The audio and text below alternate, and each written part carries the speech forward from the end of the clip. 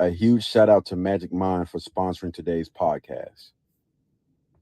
All right, guys. So y'all know that I am extremely busy, always on the go. And Magic Mind is actually a company that has been getting a lot of buzz. I believe even Joe Rogan said something about it on his podcast. A new one they sent me called Magic Mind, and it's nootropics along with lion's mane and a bunch of functional mushrooms, and I like that one too. So the company Magic Mind actually reached out to me, and I was like, you know what? Let's check them out. So I looked at a few of the reviews and everything online. My first day on Magic Mind, I definitely noticed a big difference right off the bat. I noticed all the way throughout the day feeling much sharper, clear in the head, and ready to rock. That's probably the most valuable thing. You know, as a knowledge worker, as someone who's working in front of the computer all day, you need that time where you're focused. And Magic Mind is a thing that really seemed to work for me. So between some of the reviews that I've seen online, which was actually all positive, a lot of positive reviews online from their website, and also seen a few different reviews on YouTube. And the story was actually pretty interesting. So about a decade ago, James was on a stretcher because James was running a company. So, you know, with that, a lot of stress. He was drinking a lot of caffeine.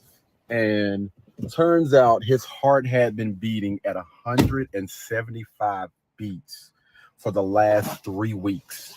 Didn't even know it.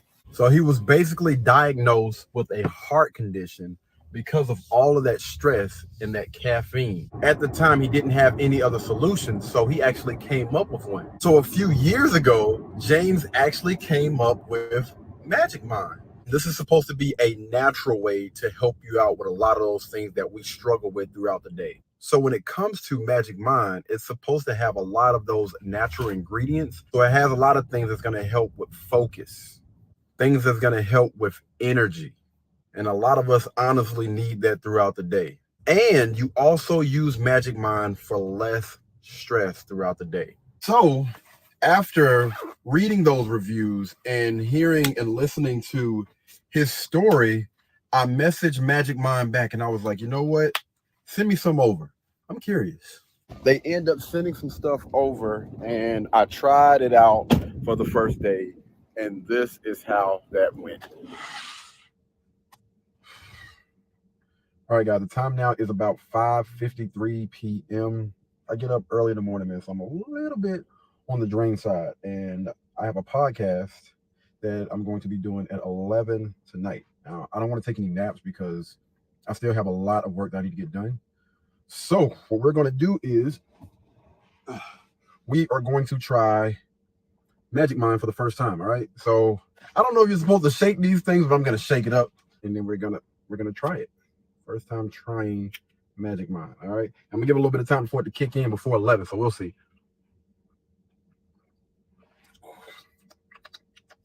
Whew.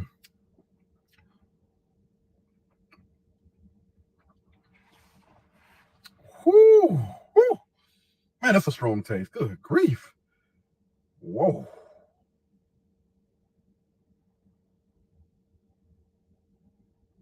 Okay. All right. To be honest with you, it was strong like while I was tasting, but I believe that's something that I can probably get used to. I believe that's something I can actually get used to. Man, I don't know if, it was the taste or what, but I do feel a lot more alert. And I'm telling you, that thing will wake you up. The taste, it will wake you up.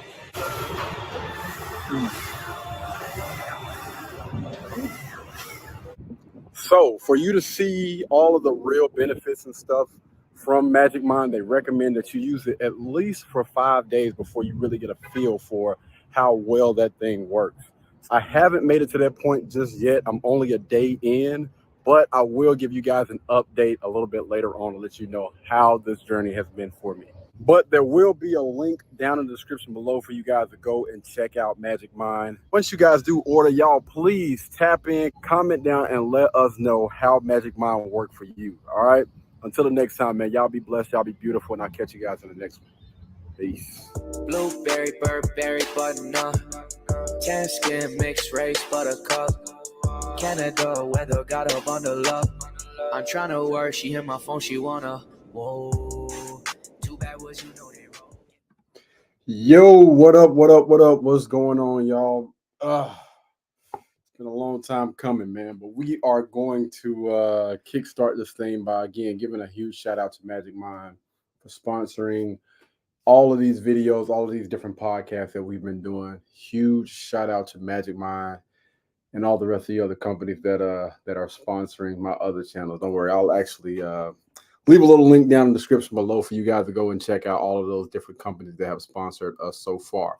Anywho, we're going to go ahead and jump into this, man. So I seen something the other day. Charleston White was on Cam Newton's, I guess, his podcast, and I figured that we would do a deep dive into this because even though Charleston White has said some crazy things over the years, I think that, you know, when he's not playing that character, he actually has a lot of knowledge that he can give to people.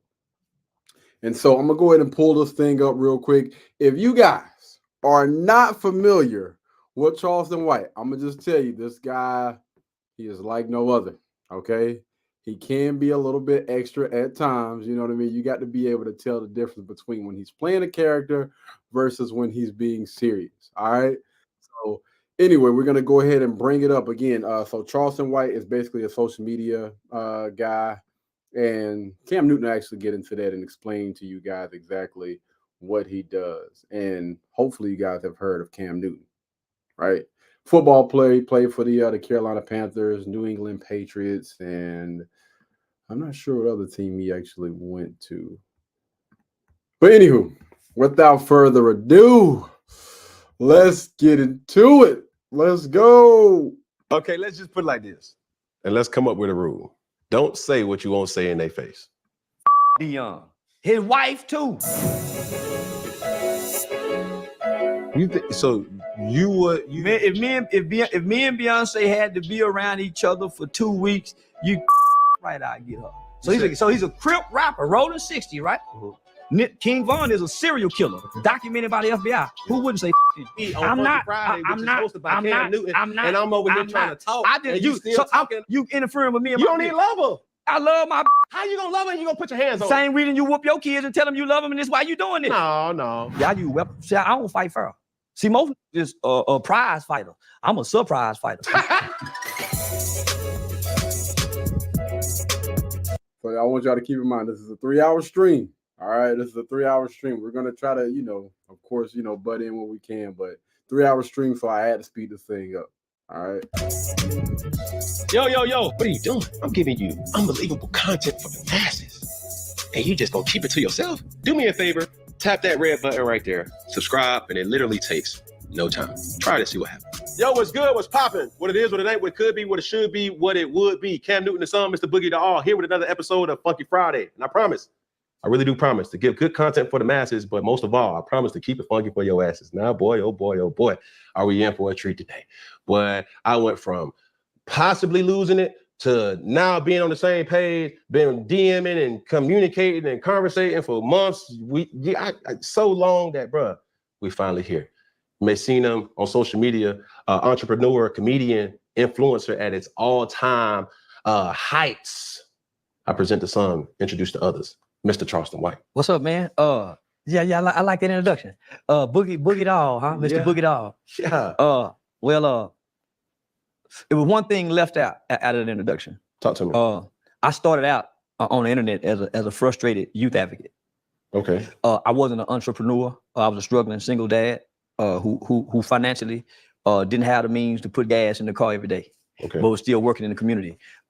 Because of that, that struggle and that small time frame of struggling, I evolved into entrepreneurship by way of the internet. Mm-hmm. But I started out frustrated. So when I came to the internet, I didn't even know you could make $1 off the internet.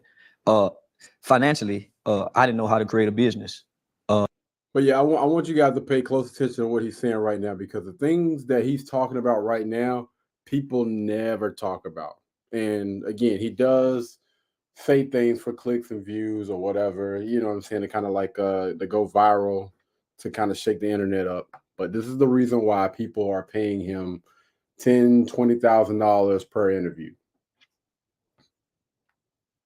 To make any profit from a business. Mhm. I thought I was supposed to be big and asking for donations. So the internet taught me a lot, and it helped me to become all those things that you just named. So really what I do know, and I told you this while we were talking in anticipation to get you on Funky Friday, behind everything that you say, controversial, agreed upon, or disagreed upon, behind everything that you say, I can agree that there's some truth to what you say. And a message. I ain't just talking to be talking. Mhm.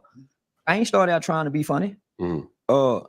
When I was describing post babies with run down Michael Jordan tennis shoes, I wasn't saying that to be funny. Mhm. When I was talking about them ghetto with them weaves on their head, riding in the car, patting them head because they can't scratch their hair, and their daughters grew up patting their head because they don't know that's what their mom. So I wasn't saying that to be funny. When I was talking about the siren laying around the house, watching a woman go to work with that good in the bed, but he can't fix no alternator, he can't get no job. He laying around the house, jacking his off on the phone, going outside to hang with a bunch of only to end up in jail by Friday. I wasn't saying that to be funny. That was my observation from doing qualitative studies in our community, from community work. So I wasn't trying to be funny. The internet told me I was funny. For one, I didn't know I looked funny. The internet told me I looked funny. Oh, look at his eye.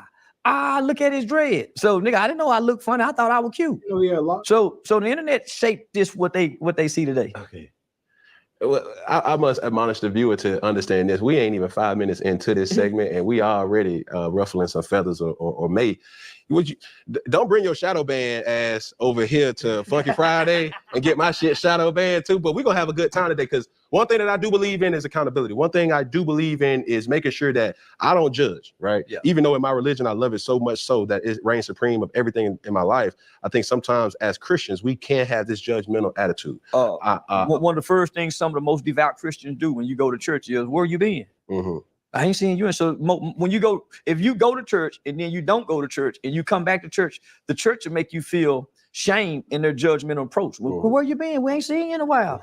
So I get it. It's a very, and I wouldn't identify as a Christian, but I have Christian values and beliefs. I believe in Jesus. I believe that he's the Son of God. I just don't take the title as a Christian. Man, I just believe. So what are you? A believer. That don't make you a Christian? No. Because I also like to sin. And most Christians don't admit that they like to sin. But you do understand that Jesus died for all our sins. Yeah, that's why I sin. That's why I sin. And just, hey man, at the end of the day, bro, just let that man rock. Like this I think this is what he's talking about. Like, man, zeroing in and everything. Like, listen, he said he don't say that he's a Christian. He just say that he's a believer. Cool. Let that man rock and get on with the interview, fam. just say I pick my sins wisely. Okay, but you know you're not perfect. I don't want to be perfect. I think that is true, but my saying is most Christians don't admit that they like to sin. Most people can't admit to the sins that they do. That they like to do. See, some that we do, but we also got some secret ones that we like to do. But see, here's the thing though, and I don't want to really get into this too much. What he's saying is, you know, you have a lot of Christians that basically like to look down on people, but they don't like to admit that they do sin. They don't like to admit that they do like doing certain sins or whatever. So he just basically, listen, you started this conversation about, you know, Christians and stuff like that. So Charleston White is basically just giving his perspective on that, man. Everybody, that's not Christians, Muslim, Hinduism. That's just everybody as humanity. When the FBI studied Malcolm, here we go. And when they studied Martin, one went and spoke and came back to the hotel and prayed and talked on the phone with his wife, and they don't have no dirt on him. He was Muslim. The other one went and spoke and came back to the room and partied and fucked like a motherfucker in every town he went to. That was the Christian. So it's a difference. One was studied full time. How you know that though? Because now you're using my platform trying to bring all this speculation of Martin Luther King. Because it's documented evidence. The FBI said that Malcolm X was a saint compared to the doctor. And it came out. It's very well documented that Dr. Martin Luther King was just like any man. He was a whoremongering preacher. It's documented. Compared to Malcolm, who has no documentation of doing anything such like the preacher. Again, I'm not touching it. All I'm saying is they did do a survey, or well, they did do, some digging or whatever, and they was, studying Malcolm. They did, study Martin Luther King. And all I'm gonna say is they could not find anything on Malcolm X. That's all I'm saying. See the difference? I hear exactly what you're I ain't saying, agreeing with but this. that doesn't necessarily About the other. rectify you not being unknown to your religion. I think. I don't want to be a religious man. I don't want to be Muslim. I don't want to be Christian. I don't want to be Hindu because I don't pick up the books. I want to be able to grab hold to the spirit. Yes, sir. Most of the people who I heard talk the books and can recite the books don't show the spirit. Yeah. They can't access the spirit. But this is where I can agree with you, but also it's for me to also admonish you to say you use your platform for people to receive the word in your own right. You see what I'm saying? I don't deliver the word because I don't know the word. I walk with the spirit. My mother and them know the word. I don't know the word. I hadn't picked up the Bible to read the word. I got the spirit. Because when I wanted the word, I couldn't get the word. I was locked away in a cell and they wouldn't give me the Bible. So for some strange reason, I was able to access the spirit. That's the spirit that Jesus said that will write God's word upon your heart. I don't want to be Christian because Christians can't access the spirit. They all got the word. I don't want the word, God. I want your spirit, because it says with this spirit that I can do greater works than Jesus. There's no Christian I ever heard to say they can do greater works than Jesus. And Jesus himself said that you can do greater works with this spirit. So I don't want the Christian word. Give me that spirit Jesus was talking about that raised the dead, that allows you to walk on water. I ain't seen a Christian walk on water yet. But isn't that the truth for you to understand and say, yo, I'm going to be what I've never seen? If you had never seen it, you can't become it. So I watched my mother take care of children. I watched my mother feed people with her word of God. I watched my mother pray to get my grandmother off drugs. I watched my mother use the word of God. Okay, mama, that word worked good enough for you, but I need the spirit. The things that I've gotten involved in and the things that I do and the things that I face, the word ain't gonna help me, mama. I need the spirit. I think that when it comes to doing, I'm not, trying to bash him or anything. When it comes to doing interviews or whatever, is respect somebody's perspective. Like you can ask questions as to, why they think the way that they think. But I think you also have to be careful because there's a fine line between trying to push something on someone versus just asking a question again to get a better understanding as to why they believe whatever it is that they believe. Spirit. To that point, take me through this whole background of what we see now and what had the most influence to you becoming what we see today. Great question. Great question. Great question. I love that, man.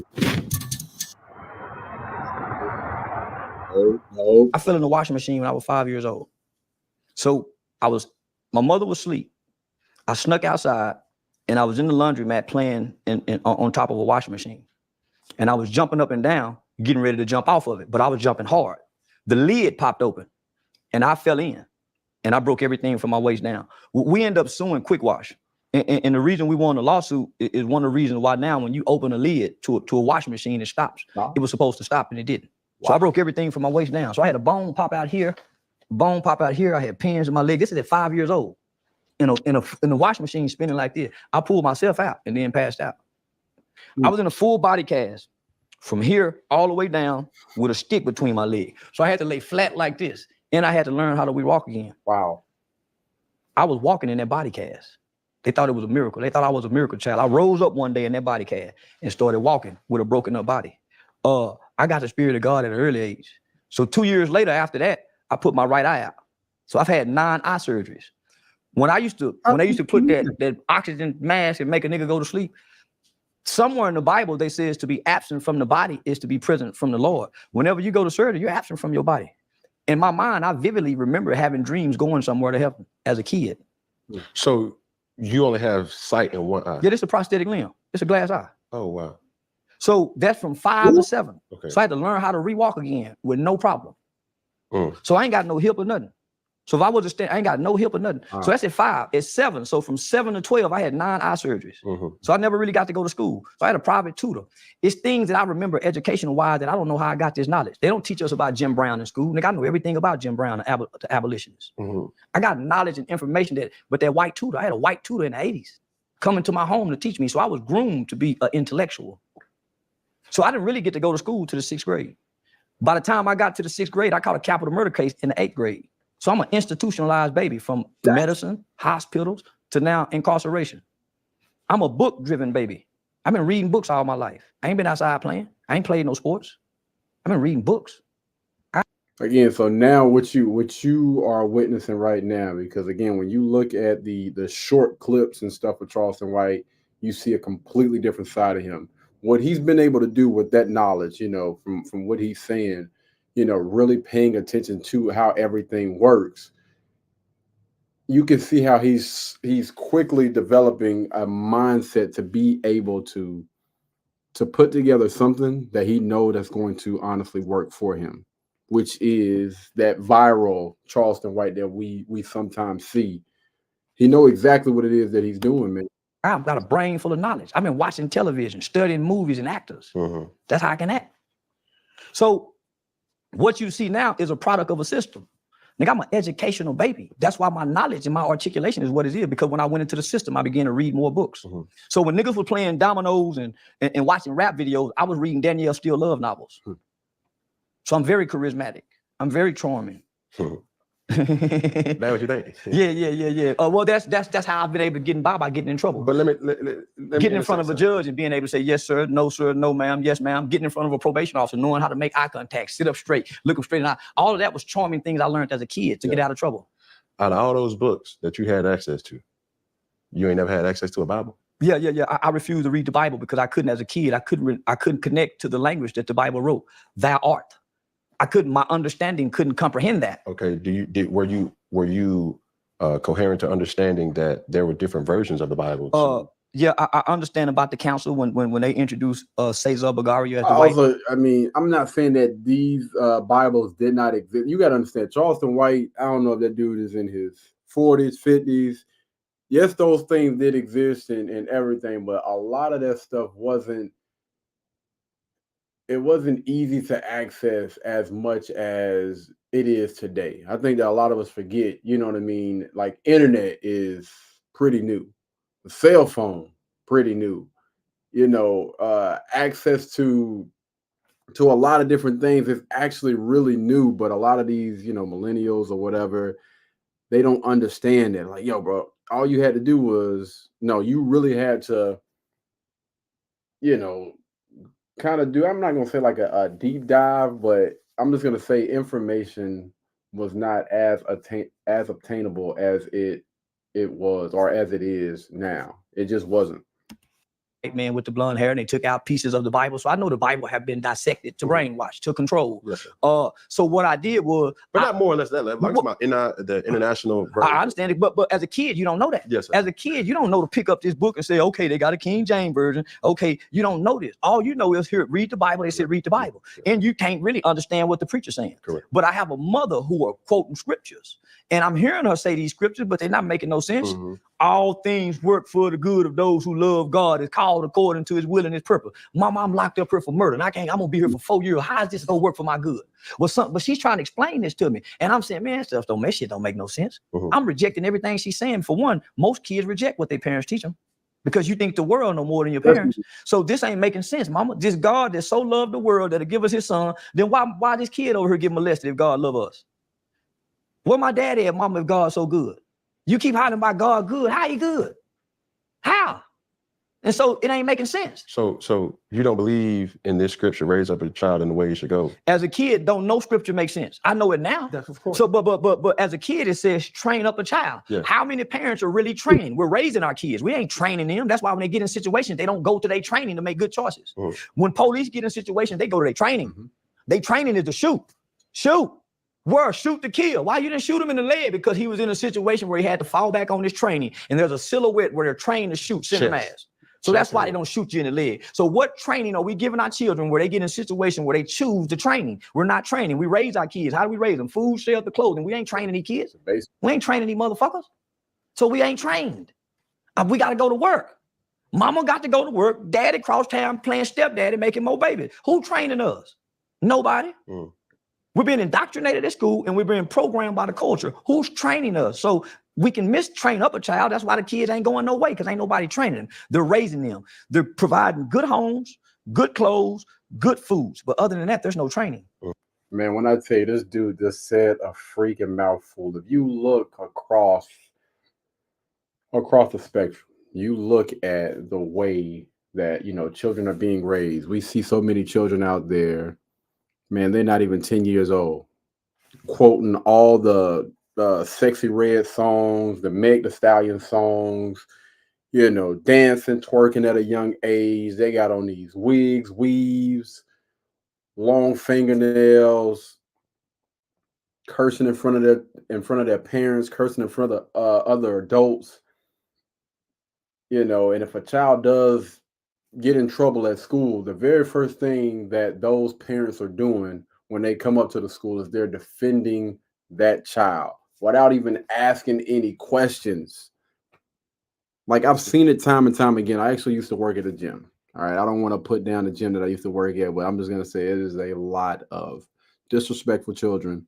Some good children, but a lot of disrespectful children that come through those doors.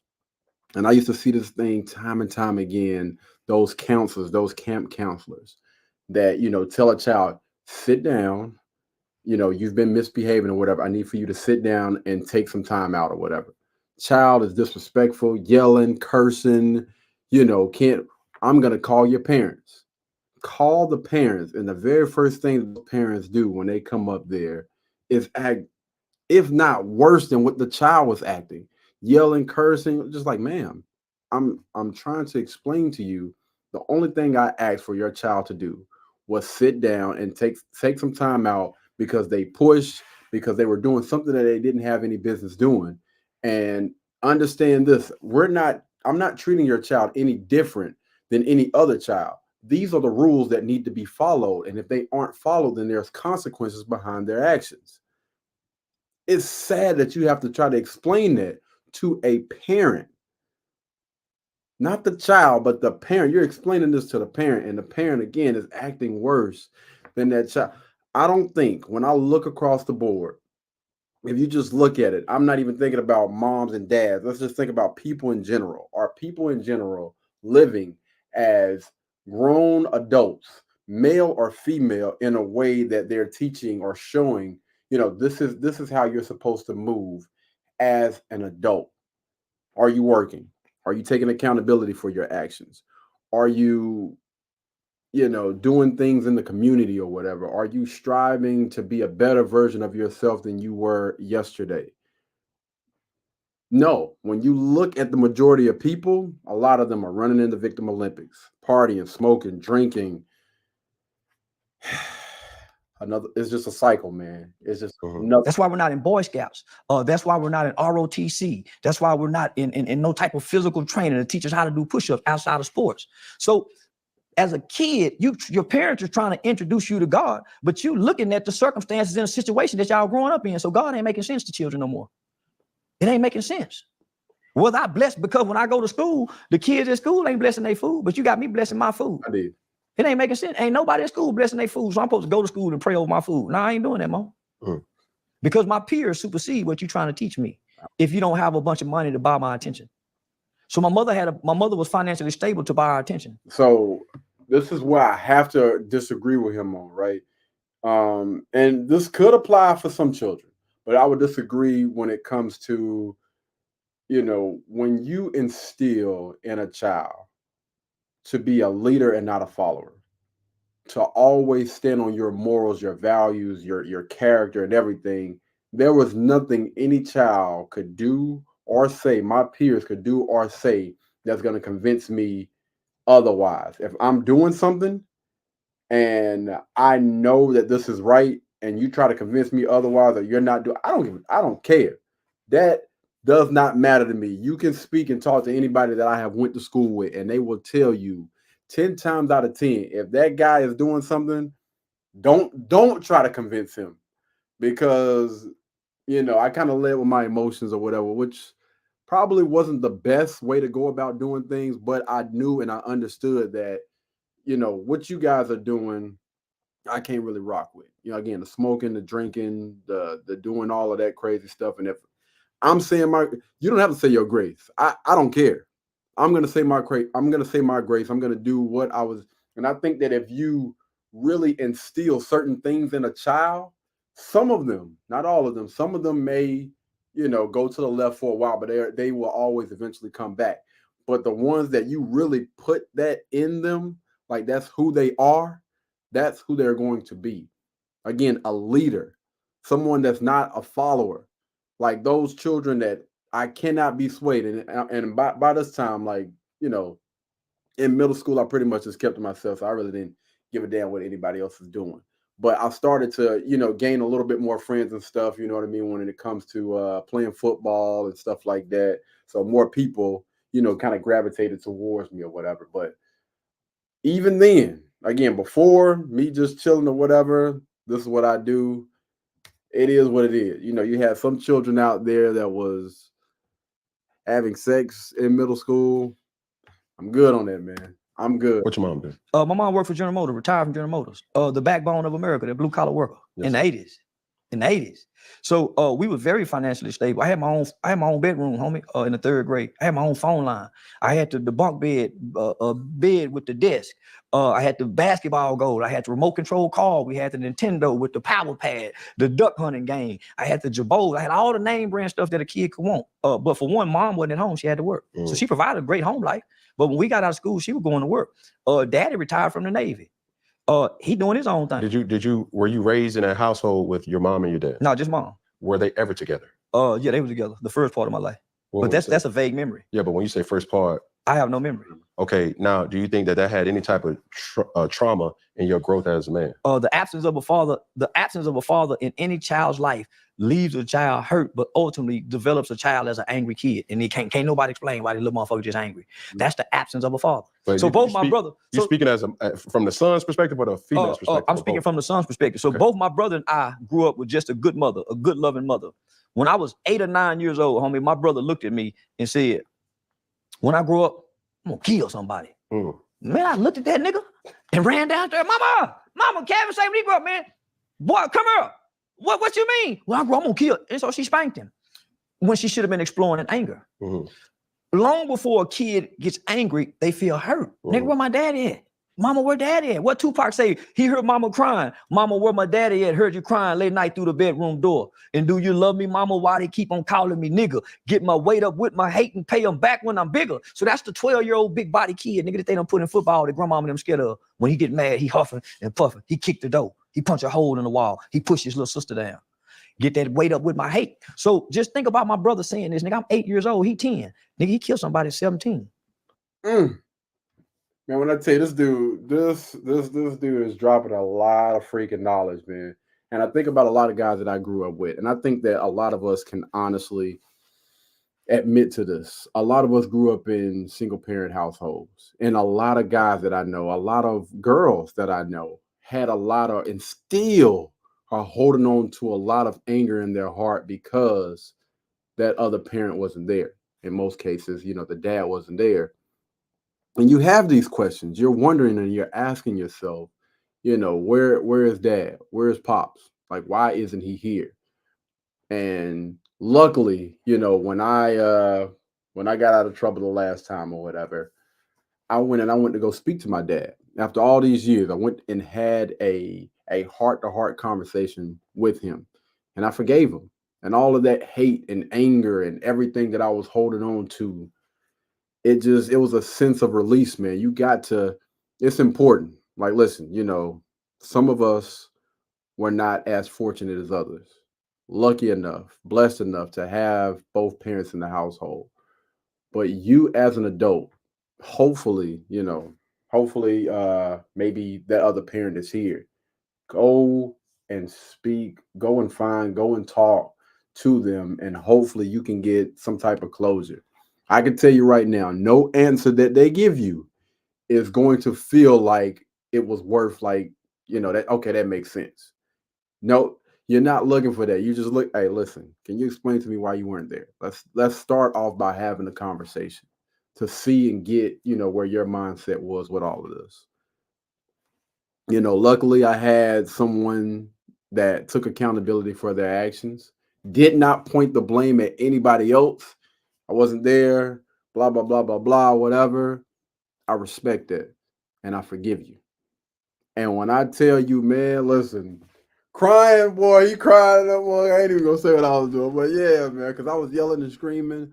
But all of that stuff that I was holding on to, being able to release that. But it's a lot of guys, again, when he talk about punching a hole in the wall, out there just fighting people for no freaking reason, just walking around being angry. That was me for damn near half of my life. All right. Just holding on to that pain, that hurt, and not knowing and understanding where the heck that is coming from, until one of the last times I got locked up, I was speaking with one of these guys that was Muslim or whatever. And long story short, we were able to pinpoint where all that frustration and that anger was coming from, man. And it's a beautiful thing once you can, hopefully be able to have that conversation after a while. I'm telling you. So, James, I'm trying to piece it all together. So the anger, right? So we hurt in the beginning, but before you hurt, you feeling unloved. No, hold on. Check that. Truth to that. But in your household, you raised by your mother. Parents was never together. You guys, 3 boys. Two boys.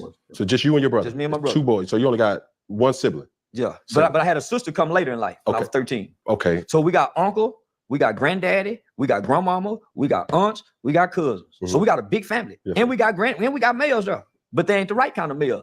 Granddaddy got a barbershop. Granddaddy went to the military. Granddaddy retired from Paul Lumber's yard. Granddaddy worked at the bus barn. He the supervisor at the bus barn, but he pimping. He got all the hoes boosting and stealing. Granddaddy catch a major federal drug case and make the front page paper, right? So I remember my mother telling us when I was like in the 5th grade, don't go to school and tell nobody that's your granddaddy. His name Freddie White. My uncle is a pimp. My granddaddy got the barbershop. I'm growing up with granddad and uncle and them at the barbershop, seeing the hustlers and the players and the pimps. It's the black exploitation era. It's the 80s.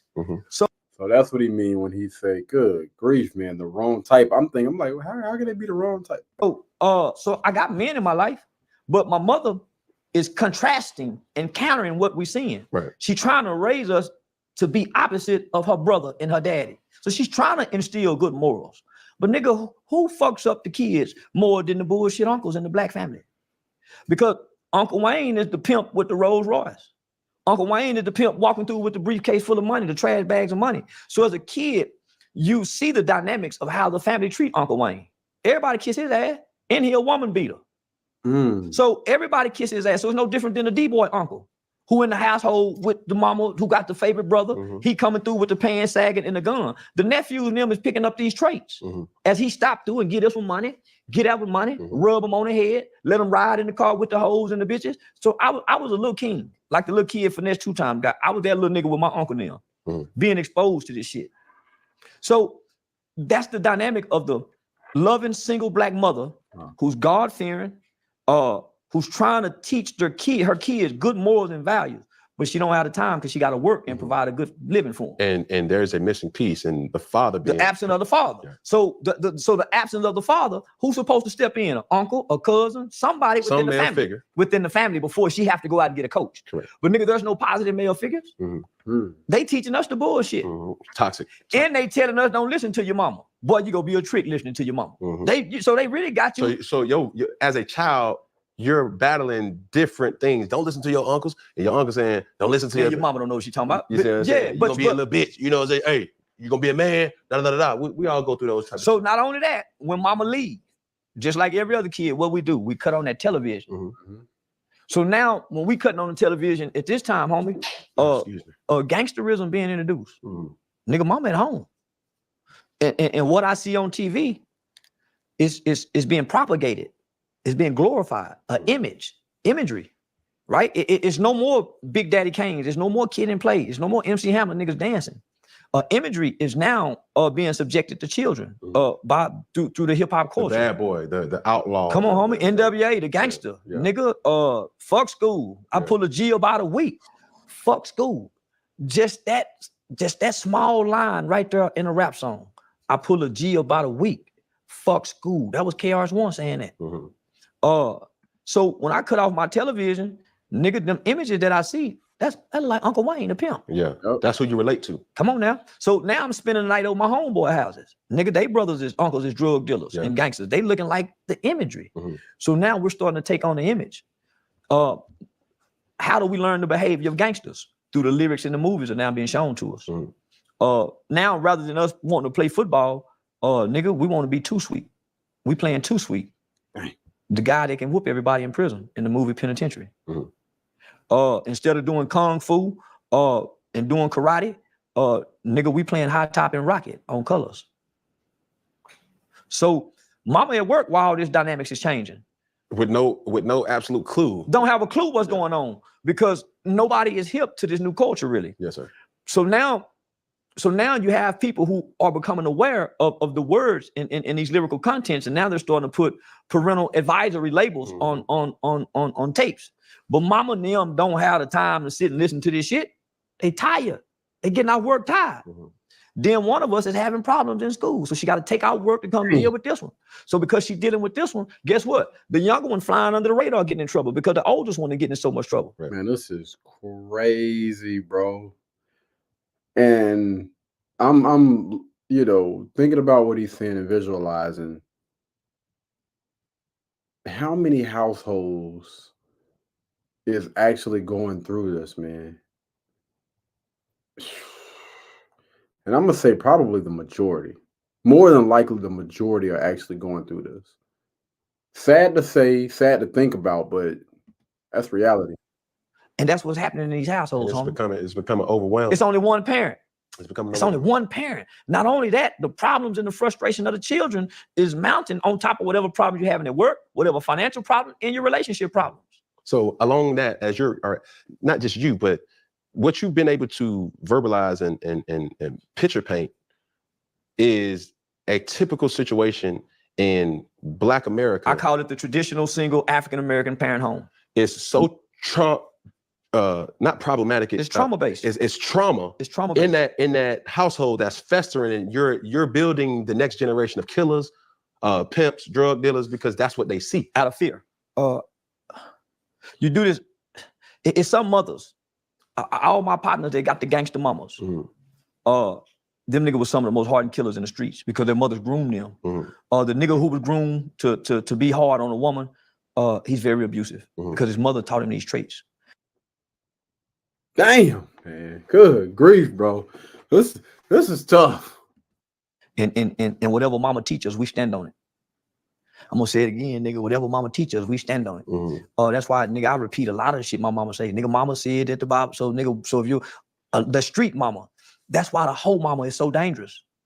But the loving, over nurturing mama is just as dangerous as the whole mama who teaching him the street shit. Yes, sir. Because she handicaps him. And what ends up happening is, out of his rebellion to be free as a boy and a male, he overcompensates with being over masculine. Damn. Because mama done gave him all this everything. So he try to play over masculine. He too tough. He too tough. That's the nigga too tough. Over masculinity is the driving force for niggas to crash out. Nigga want to fight all the time. That's mama.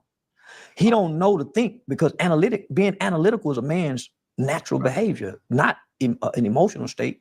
Nigga, we've been groomed to be emotionally responsive and emotionally driven men because of our loving mothers. She's so loving, she only whoop us when she's frustrated. That's where we learn to hit when we get mad. Sit down somewhere. Wow, they hit you. And secretly they feel guilty because I've done it as a parent. Feel bad in the motherfucker, but you done already delivered the lick. Yes, sir. I got a friend by the name of Terrence. Man, when I tell you this dude, man, every single last interview that he's doing, that he does, is completely different from the last, man. I'm talking about dropping crazy gems. Sampson. He did 29 years on a 30-year sentence for murder. When he was 12 years old, he stabbed the next door neighbor 93 times. He said he had his first homicidal thought when he was 5 years old, after his dad had brutally beat him. But right after the thought, He said his dad walked in with tears in his eyes and said, son, I'm sorry. Imagine had his daddy done that before thought. He would have saved a life. Come on, homie. So Frustration is a motherfucker as a parent. before we get too ahead of ourselves, I'm trying to paint a picture here, and I'm trying to take people on this journey. When you took me through 6 to 8, talked about your brother committing a crime for you at 14 or throughout that whole process of juvenile. What was that like for you? It was traumatizing. Because you got to think, I'm a mama's boy. Nigga, I'm the baby. And I just come from being hurt. So I've been in the hospital most of my life. Yes, sir. I'm a nurtured child. I'm a nurtured child who needed to be accepted. I didn't play football, didn't play basketball, so I needed to be accepted. And I found acceptance through negativity, ultimately committing crimes. I learned to be violent. I'm not a violent person. I can be violent. I learned how to be.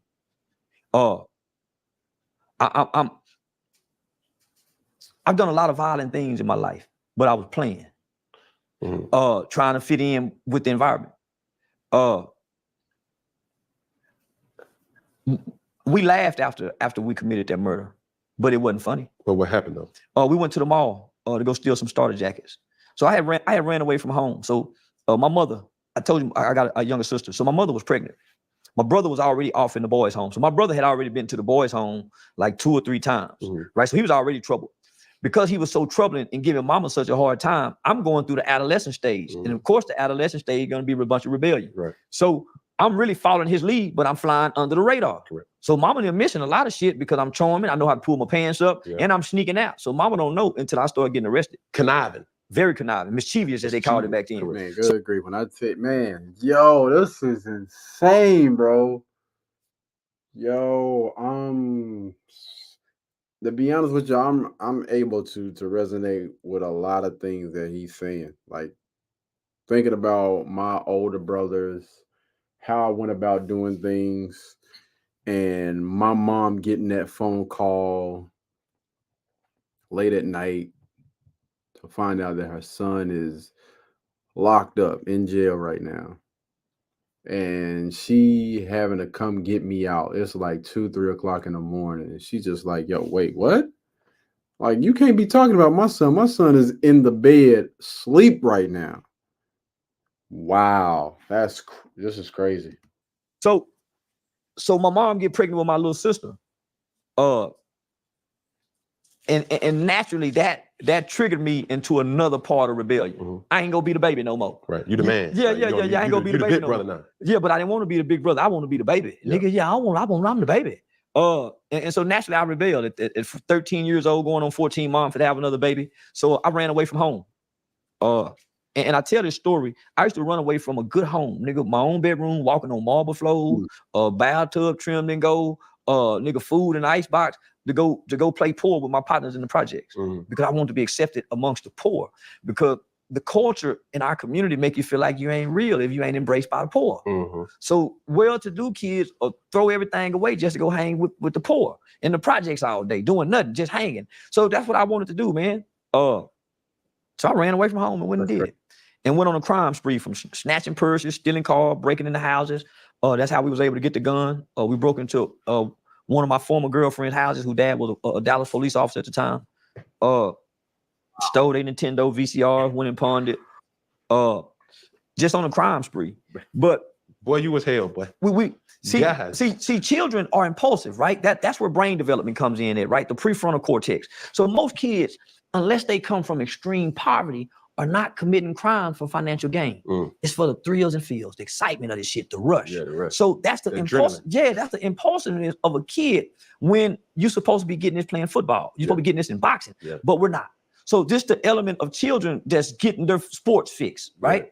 So it was just for fun. And it ultimately ended up costing an innocent man his life. So we go to the mall. Right. The plan is just to go to Foot Locker, grab some hats and some starter jackets and run out. So the first time we went, they had a young black dude look like he run fast. So we didn't do it. I got 2 partners right now today, nigga named Tawan Harris and Denarcus Miles. Both of them niggas older than me. So the first crew we went to go do it with, we were like, nah, man, fuck that. I said, man, let's go get the Narcos. So I went to go get the Narcos just to drive. And Tawan was over there getting his haircut. Them niggas supposed to call a murder case. He was cutting Tawan hair out. The nigga said, nah, man, come back and get me. Well, I was too anxious. I ain't go back and get the Narcos. I went and got Tawan, Big Tawan, and Little Tawan. Went to the mall, grabbed the jackets, grabbed the hats, ran out. And in the process of us running out, my victim, which was a little small white guy by the name of Michael Levy, he had just got married 3 days prior to that. He saw what was happening because he was working on his car in the parking lot. And so he tried to stop us. He ran and dove on top of the car. He started hitting the windshield with whatever wrench he had in his hand. And so I'm in the back seat saying, man, go, nigga, drive. My partner in the front seat, he can't put the car in gear. You know, back then, them motherfuckers go up and down. Yeah. And you can have the car and drive and cut it off and take the keys out. And so that's what he did. He reached inside the car and cut the car off and took the keys. And so and how old were you at this time? I was 14. I had just turned 14. So I was 14. We was all 14, 15, 16, 17. So when we get out the car, I was sitting on the gun. So I get a gun to my partner. So I'm in, man, shoot that motherfucker. And he shoot him. He wasn't trying to kill him.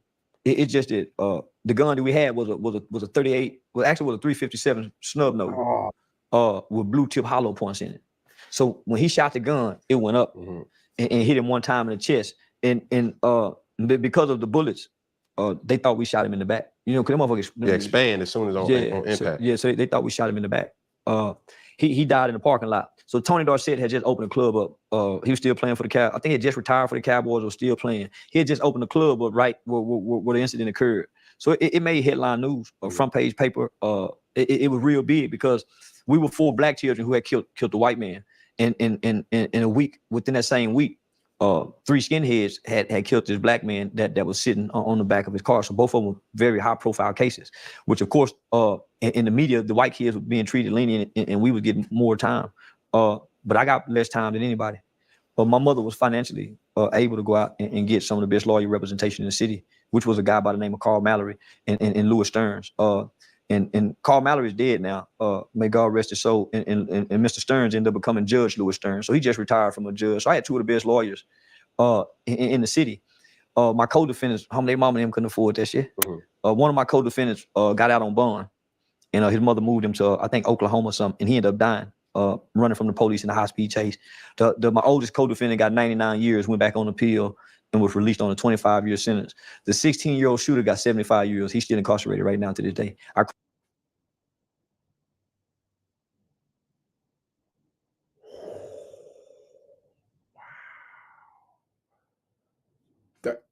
This is crazy, bro. Crime happened September 18, 1991. So I'm one of the first children. Oh my, I just got chills. I'm one of the first children in Fort Worth, Texas, to be tried and adjudicated for the crime of murder in the early 90s. In the state of Texas, I'm one of the first children who followed in a group of children who was tried, adjudicated, and sentenced for the crimes of capital murder and murder, who was sentenced under Texas juvenile law. It's called Texas Juvenile Determined Sentencing Law, where a kid can be sentenced up to 40 years. So I got a 12-year sentence for capital murder. So take me back. He got 12 years. What was the other one? 75, 99, something like that? Yo, that's crazy, bro. 12. He got 12 years.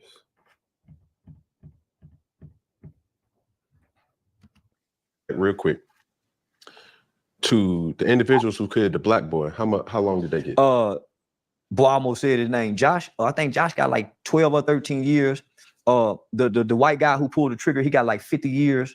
And then the other guy got like barely 20 years. So all of them got significantly lower amounts of time than my counterparts. So me and Josh, we was in the boys' home together. He was just a white kid, homie. You know. The same dude that was a part of the Yeah. So his co-defendant was tried as adults and sent to prison as teenagers, like mine was.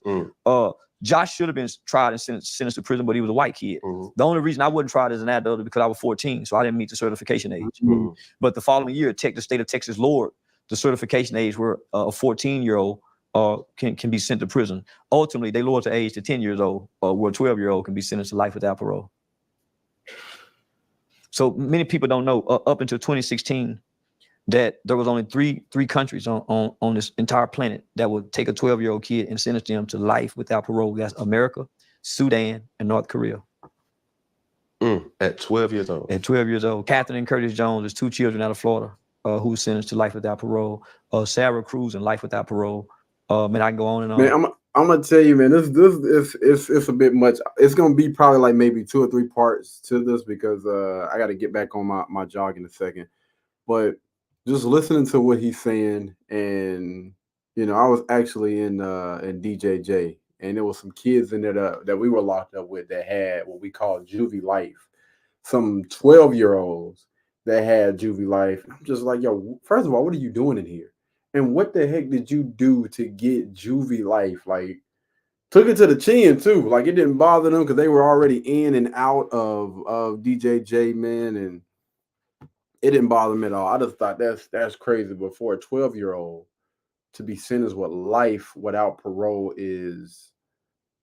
that's insane, man. George Toker, life without parole. I go on and on. These were children. Still incarcerated or have there's like right at 2,000 individuals who have been locked up in America since they was children for crime they have committed as children and have life without parole that would die in prison. As young as 12 years old. Florida will take a 12 and 13-year-old and send them on the prison yard at 12 and 13. Catherine and Curtis walked in an adult prison at 12 and 13 years old. Both were brutally raped at 12 and 13 years old in prison in America.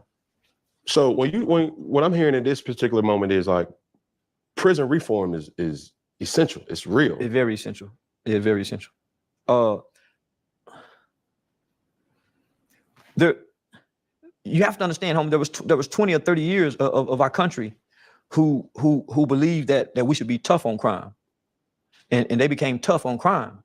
So not only did they create sentencing guidelines, that's where the 3 strikes come in. The minimum sentencing guidelines came in that was completely unjust and unfair, particularly to us. That's where you start seeing children going to prison at 15 and 16 years old. When we have all the evidence, we have all the research, we have all the medical and science information that says that the human brain don't develop to at or around 25. So why would you take a 17-year-old or 20-year-old and sentence them to life without parole when they don't even have the full brain development to make the rational decision that you and I would make in certain situations? If you factor in child trauma, you factor in abuse, you factor in neglect, that brain may not develop to 30. That's why you hear these old ass niggas like Jay-Z and them hollering 40 is the new 30. That's the lack of brain development for us to even think to process that. 30 is the new 20. That's us really saying we're really fucked up. There's no way that 30 can be the new 20. You have to think backwards. Dang. But you taking it out of context. No, I'm not. What's in a man's heart come out his mouth. If you say 40 is the new 30, you don't. So that means you're a 40-year-old, you still looking 30? No, bro. What are you saying then? But I remember that song, 30 is the new 20. Yeah, I'm so hot. Yeah. He's still rapping about dope in his songs now. The song cool, God is. But they're just like a lot of things been taken out of context. It was more or less like, yo, even though I'm older, I'm still able to, live a life that. Not like a 30-year-old.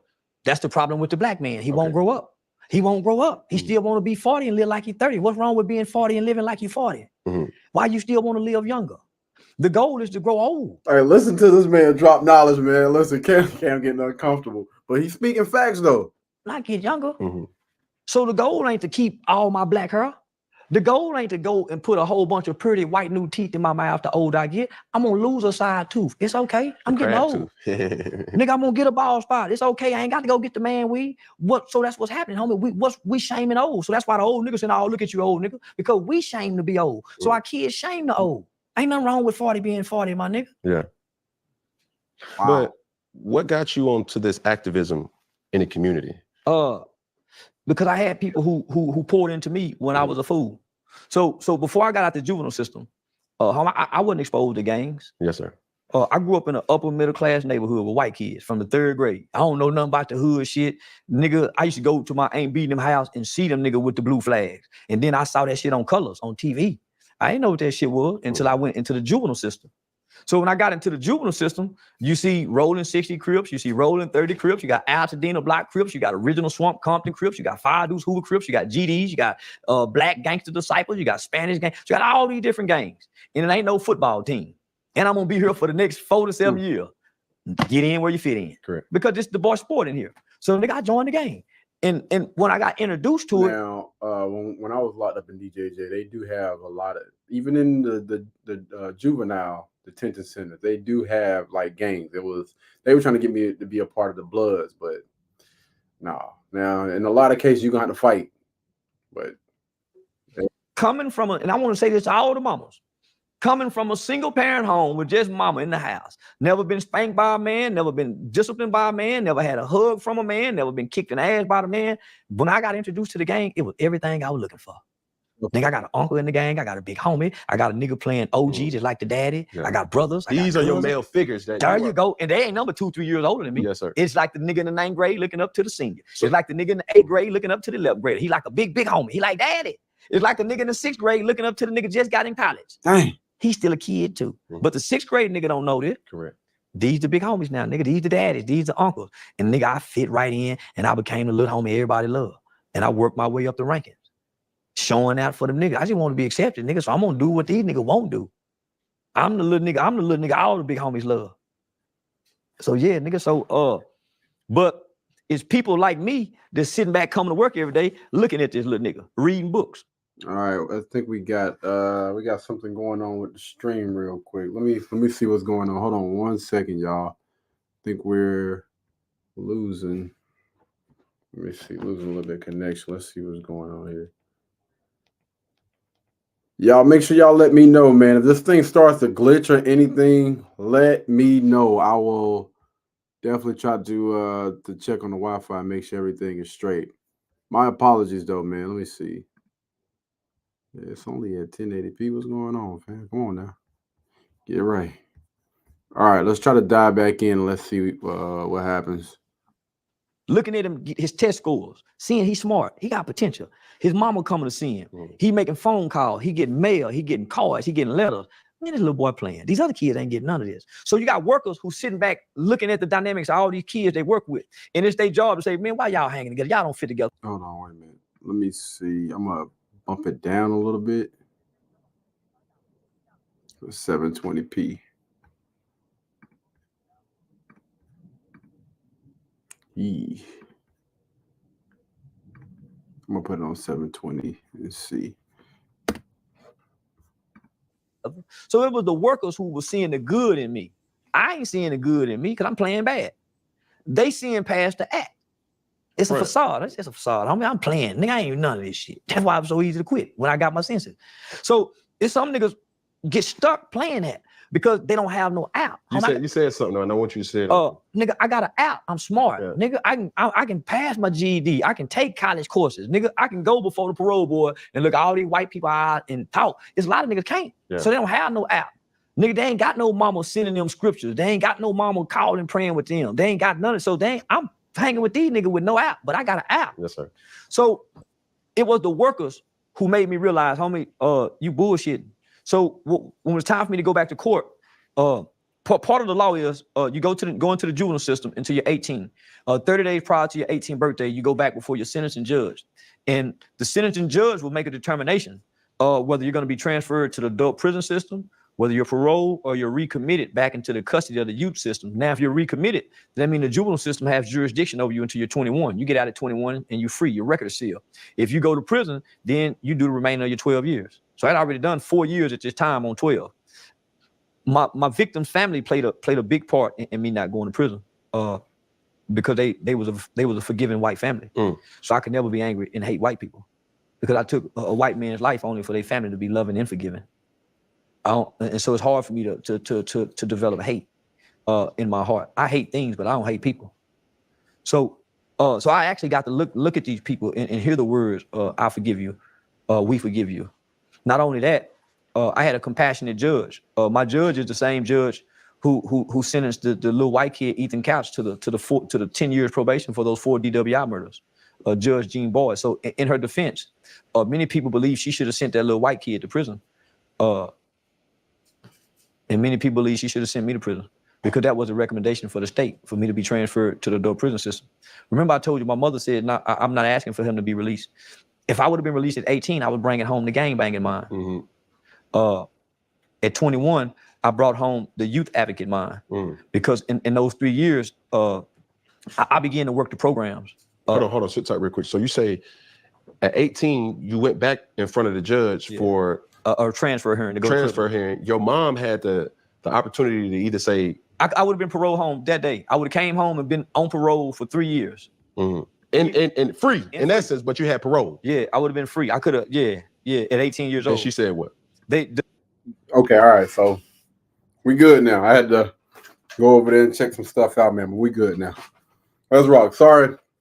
Well, my apologies, y'all. I didn't I don't know why the heck we were dropping when it comes to connection, but I think we're good to go now. Let's get it. The judge specifically said, Ms. White, are you asking for your son to be released today? And my mama looked at me and looked at the judge and said, no, Your Honor. I think he need to go back and work the programs because they were great programs. They was programs that focused on not just rehabilitation, but resocialization and repairing a child from the childhood trauma that most children who commit these type of crimes endure. I hadn't really had no trauma, homie, that I thought at the time, other than the fact that my daddy wasn't there. That alone is trauma. That alone is traumatizing. Yes, sir. On top of the fact that your mother is there and she's not there, that's even more traumatizing. On top of the fact that you're having surgeries where you're being put to sleep, which is hindering some brain functions, right? So I learned a lot in those 3 years, but there's a fast growing process from 18 to 21 where a kid can develop and grow at such a rate, it surprises many. It's not a big difference from 18 to 21. But if you nurture a child and you put a child in the right environment, in the right setting, that kid can grow to full potential in 3 years. And that's what happened with me. So within 3 years, so from 18 to 21, I went from playing leader of the Rolling 60 gang to within 2 years. And this wasn't me fronting. This was the real me. I was fronting as a gang member. This was the real me excelling. Homie, they used to take me off campus. That's why I told you I spoke at Blaine College. I spoke at Texas A&M, Prairie View, every college in around there, UT, the Aggies, all the high schools. So my last year and a half, 2 years of being locked up, I would go out and do public speakings and motivational speakings at colleges and universities and high school. So they groomed me for this. It's just that when I got out at 21 in 1998, my record was sealed, no felony convictions, but my identity was tied inside the juvenile system. So I came back out here, nigga, with a murder case that everybody know as a, nigga. So, nigga, we root for the killer. So I come back to my peers who I know from school, nigga. I'm known as a nigga who caught a murder case. Those are accolades, right? So in 1998, when I walk out of the juvenile system, all of my childhood issues have been resolved. Like I was pure and innocent, but I didn't know how to talk to girls. I've been locked up from 14 to 21. Look at that big old gap. You know how much shit go on from 14 to 21? Nigga, I didn't know which way was north, south, east, or west. When I left, if you was cute, you can get a girl. Nigga, when I come home, it's about money. The dope boy nigga. This the dope boy era now. So culturally, gangbanging dying out. So what I'm gonna come out here and do? Niggas ain't gangbanging in 98. I kind of really want to gangbang, but I don't know what to do gangbang. I had never been introduced to gangs in the free world. So it was easy for me to walk away from this gang mindset. That was just in the juvenile, the past time. So when I come home, homie, you do what most people do, homie. You go back to the old people, the old places, and the old things. I tried to work, but nigga, I ain't know how to get up and go to work. Been locked up since I was 14. I don't know how to get up and go to work. I don't know how to wake myself up. I've been getting woke up. Yep. When it's time to eat, nigga, I don't know what to eat. I've been looking at the menu. The menu been saying what we go eat. Yep. Gotta worry about none of that. How I know? I've been locked up. So that's why they say that being institutionalized is real, man. Like you get comfortable with waking up at the same time, going to sleep at the same time every single last day. You get used to those 3 square meals every day. Maybe a snack, you know what I'm saying? If you and DJJ, you get used to shower time. You get used to that structure to the point where it doesn't bother you anymore. You know, when it's time for you to get out, that stuff feels so foreign. And the fact that he was in there for way longer than what I was, you know what I mean? Like it really did seem like the world had, I don't know, man. It kind of felt like I was stepping into the future when I had got out. It was completely different. There's nobody you really can talk to because at that time, nigga, reentry is something big now, but nigga, reentry was unheard of back then, let alone juvenile reentry. So there was no church, there was no family member that a nigga can talk to and say, man, I'm having some inadequate issues, nigga, I don't know what to do. So I'm trying to date girls my age, but the girls I'm dating saying stuff like, you need a high school girlfriend. Man, I don't know what the fuck she mean, but my conversation ain't on their level. Mm-hmm. So, nigga, what do? You go with the culture, right? So what was the culture doing at that time? Selling dope. Master P had just dropped that motherfucking ghetto dope. Man, crack like this, ghetto dope, and taught you how to cook crack from step 1 to step 10.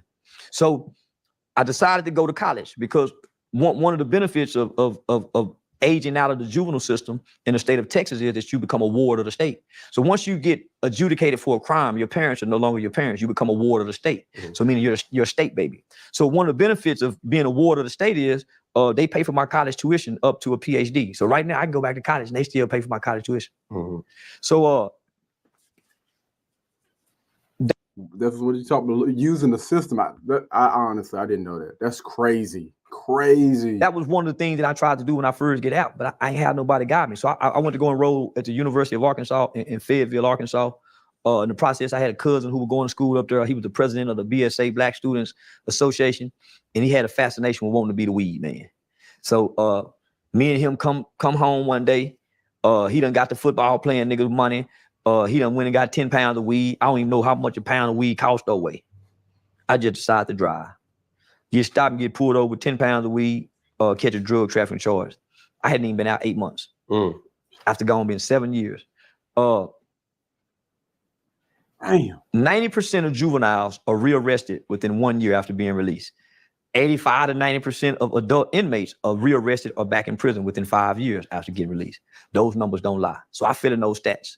I ultimately ended up getting 6 months prison boot camp, 5-year deferred adjudication probation.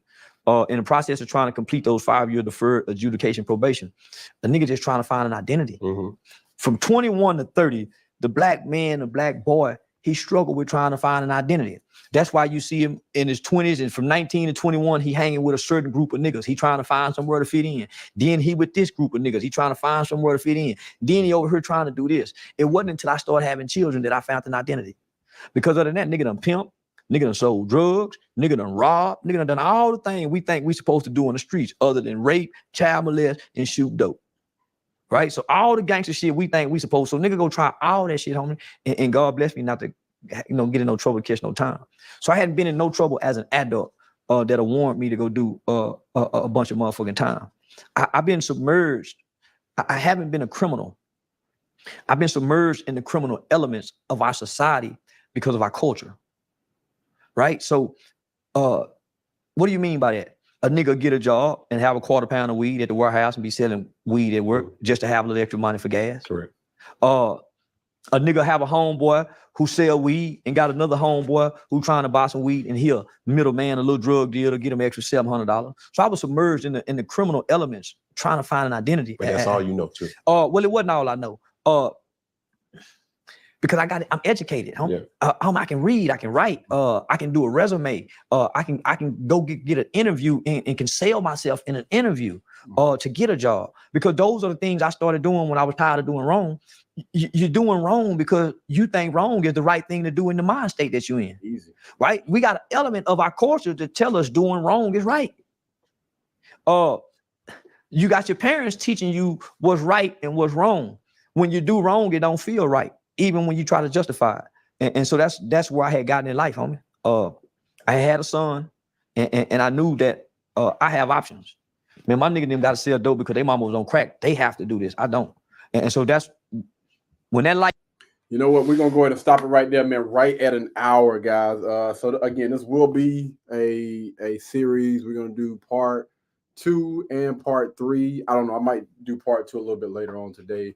But we got an extremely busy day. But just listening to Charleston White, man, I did not realize I was going to be able to relate to him as much as I have been able to relate to him. Like, I've been really letting this thing kind of like play through.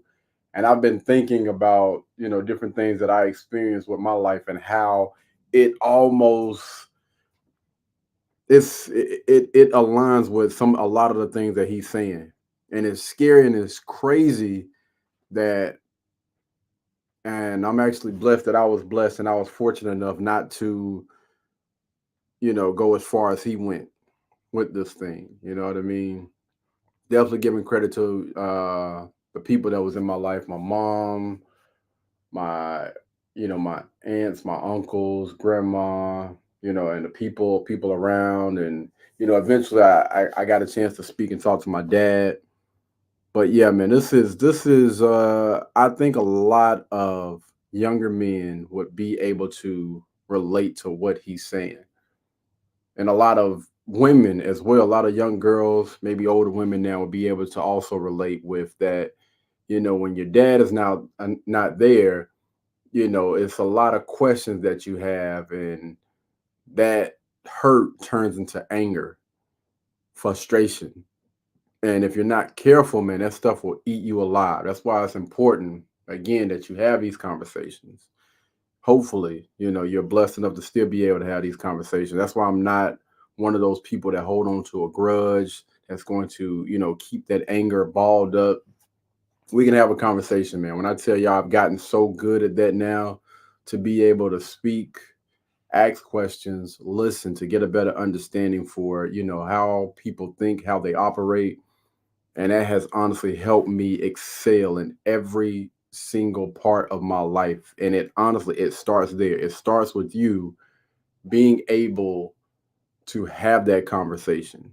And if you want to take it a step further, being able to say that I forgive you, being able to move on with your life, and all of that power that you've been given to a situation or to a person, you're able to evolve into that person that you really deep down want to be, which is that happy, inspired, waking up every morning and blessed and ready to tackle every single last day. So I'm not gonna lie to y'all, man. I may even try to pull mom up and see if she wants to jump on this as well, because we're supposed to be doing a little segment on the Truth Podcast. I'm thinking I'm gonna title it something like the Family Matters or something like that. But yeah, have like a little intro and everything, man, where she'll be able to get on here, speak, and we can kind of like just go back and forth, because we were actually live the other day and people absolutely loved our chemistry, and they love it. Like, dang, like y'all are, I don't know, man, y'all just seem like y'all are the perfect like mother and son duo.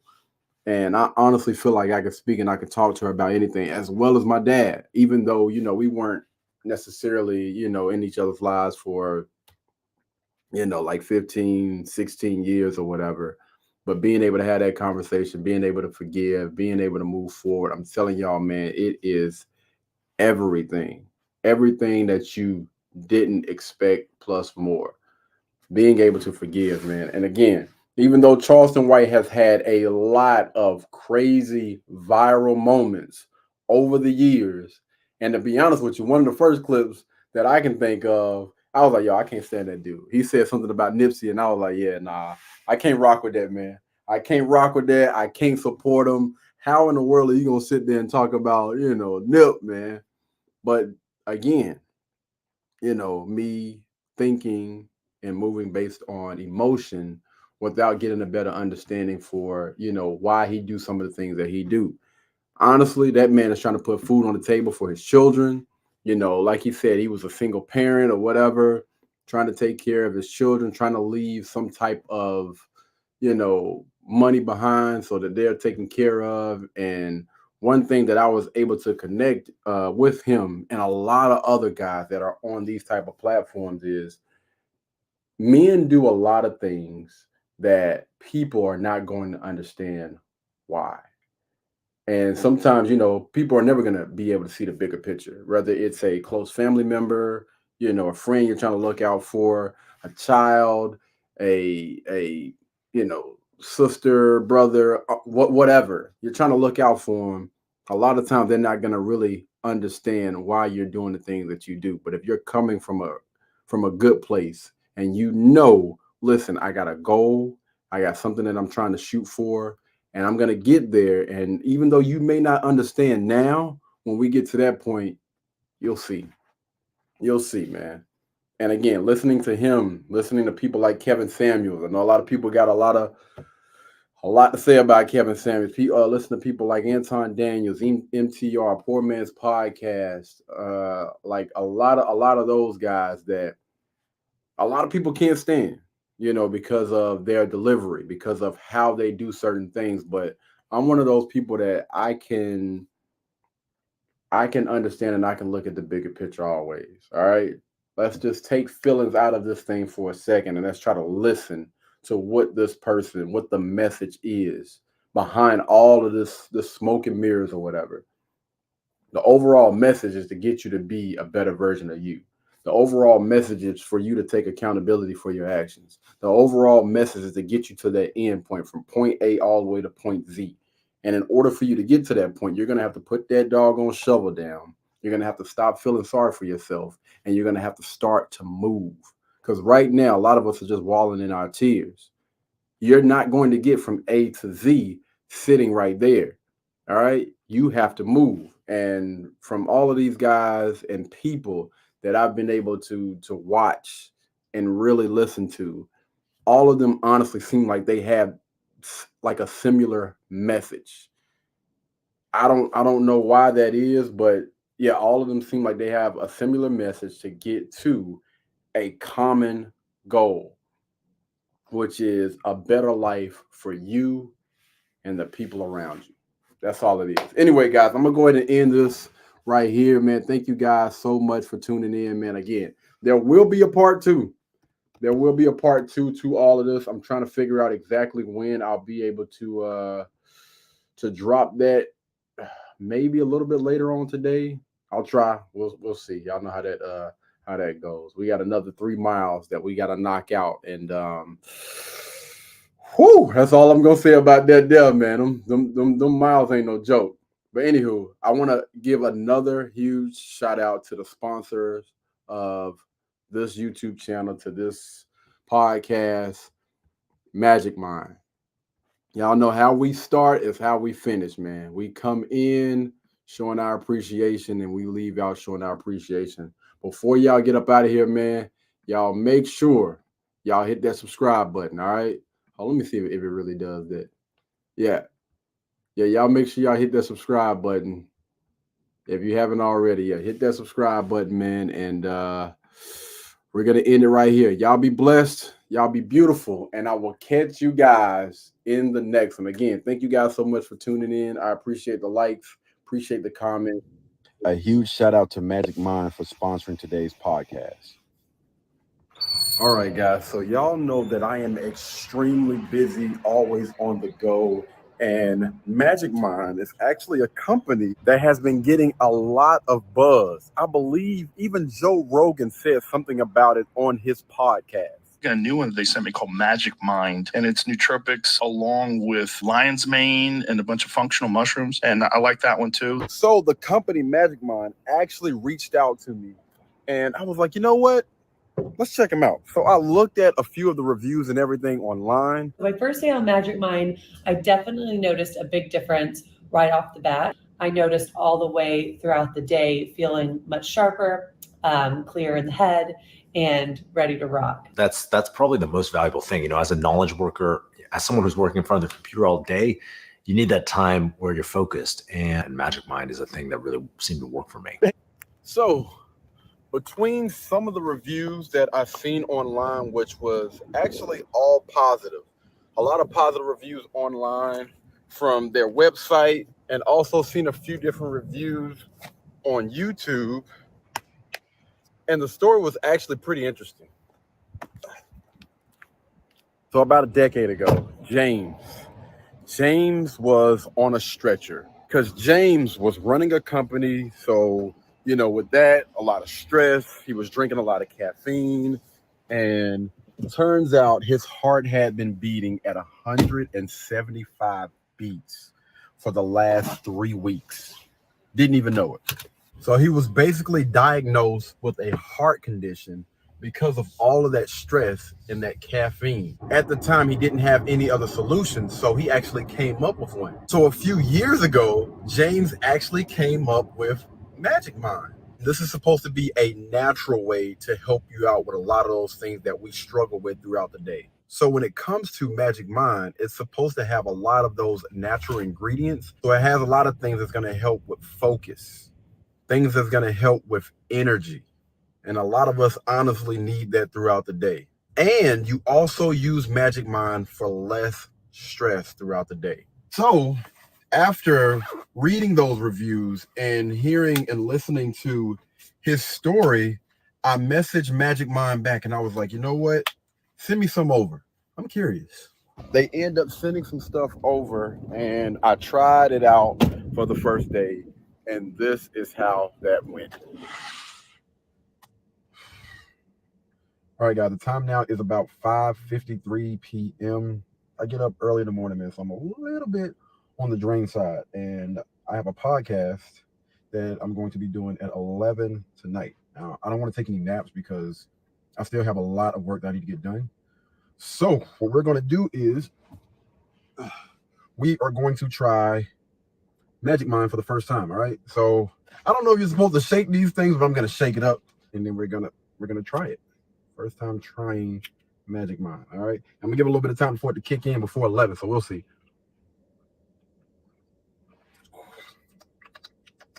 Mm.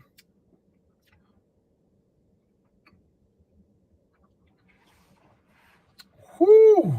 Whew. Man, that's a strong taste. Good grief. Whoa.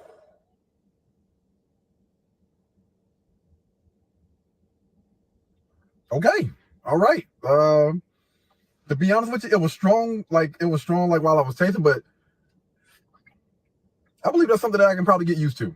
I believe that's something I can actually get used to. Man, I don't know if, it was the taste or what, but I do feel a lot more alert. And I'm telling you, that thing will wake you up. The taste, it will wake you up.